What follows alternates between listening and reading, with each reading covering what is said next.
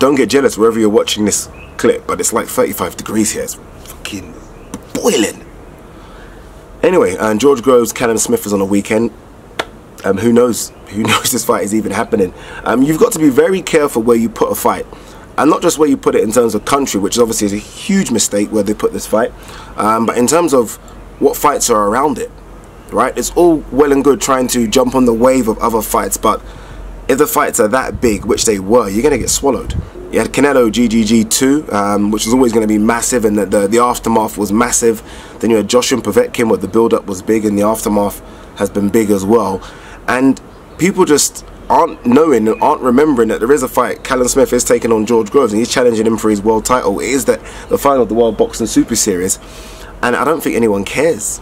I mean, if the fight was positioned in the MEN arena or the O2 arena or any arena in the UK, you had the pre-fight press conference here, you'd have done all the weigh-ins, all that stuff would have been here, and then all the YouTube social media guys would have been all over it, right? They'd have been all over it, and then they would have helped push this fight. And believe you me, they push it.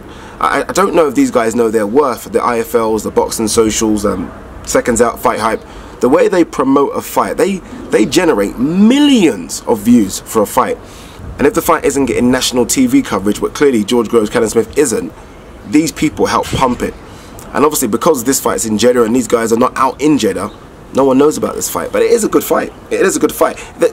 There is the feeling though that the final was already in February. And this is no disrespect to Callum Smith. I think Callum Smith's a great fighter, but Chris Eubank Jr. versus George Groves felt massive. I remember watching it, it just felt like a very, very big thing was happening. This doesn't feel like that. I don't know why that is. I don't know if it's because it's taken so long to happen. I don't know if it's because George Groves is coming off an injury. I'm not sure why. It just doesn't feel like a big fight, but it is a big fight. George Groves versus Callum Smith is massive. The winner of this, in most people's eyes, is the #1 168-pounder in the world. And if you're Callum Smith, it's the jump you need, it's the push you need. If it's George Groves, it's almost a case of just trying to hold on to your throne, right? I just hope and I wish that George Groves is fully healed. We all know about the shoulder surgery. He dislocated his shoulder, he had surgery on it. He's put up clips of him punching and sparring with it, and it all seems well and good, but you wonder if it is. You wonder if it is. There was talk about Chris Eubank coming in and replacing him. Obviously that got pushed to one side, and we do have George Groves in the final, which I think obviously makes sense. But I hope it's fully healed. When was the fight? In February. He had surgery immediately. What's that? March, April, May, June, July, August, September. 7 months? Yeah. Should be okay. Should be okay. I'm trying to think of other people that have had shoulder surgery, how long they've been out for. The likes of Andre Ward and David Hay and James DeGale, and you know, they talk about it not being fully healed for a year, maybe a bit more than that. So you wonder if he is fully healed. If he's not fully healed, I don't know. I'm not sure. He's clearly got the experience of a Callum Smith. He's a better boxer than Callum Smith. I think he's a harder puncher than Callum Smith. I'm still not convinced about Callum Smith. I've said this before. In all of his fights, aside from maybe the Rocky Fielding one, I think he's flattered to deceive. He gets the job done, he gets the win, which I guess is saying something, but I'm not convinced about him. I'm not convinced he's got an inside game. I'm not convinced he can fight long. I'm not convinced he's got too much power. And you think he is the biggest super middleweight I've ever seen in my life, but I'm not convinced about all those things. But he finds a way to win all the time. But in saying that, George Groves is a level above anything he's fought, like way above. Whereas Callum Smith isn't the best fighter that George Groves has fought. You know, you think of the likes of Badu Jack and James DeGale, even though it was early on in his career. Carl Froch, obviously those two fights against Carl Froch. George Groves has the experience. He's not done. There was a time when I thought after Carl Froch fight, remember he fought a guy called Christopher Rabrasa, he looked wobbly. I remember thinking, oh, he's done. I think he's proven in his last 4 or 5 fights that he clearly isn't done.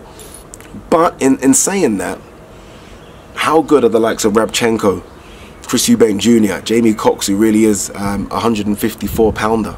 How good are they? Are they better than Callum Smith? I don't think so. So this fight's going to be close. It's going to be a good one. If Callum Smith can box and Callum Smith can dig deep, he's going to have to dig deep in this one, because George Groves will hurt him. George Groves has super power at 168 pounds. If he can box at distance, if he can use his jab, he's got the reach advantage, then he makes it interesting.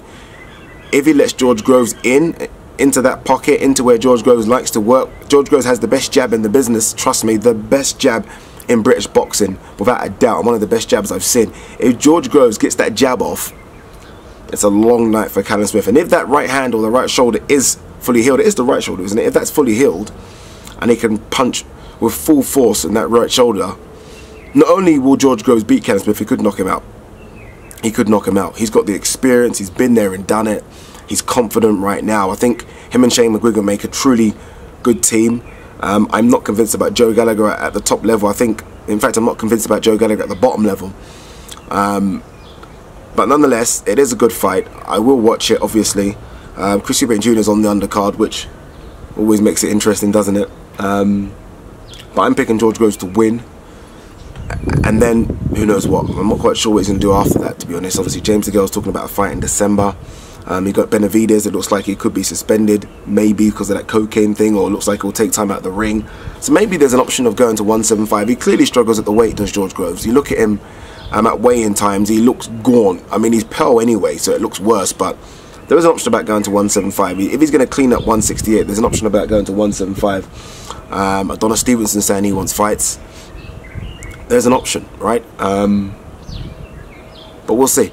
We'll see. But for me, George Groves to beat Callum Smith. But I wouldn't be shocked if Callum Smith won. I just wouldn't, because he always finds a way to win, doesn't he?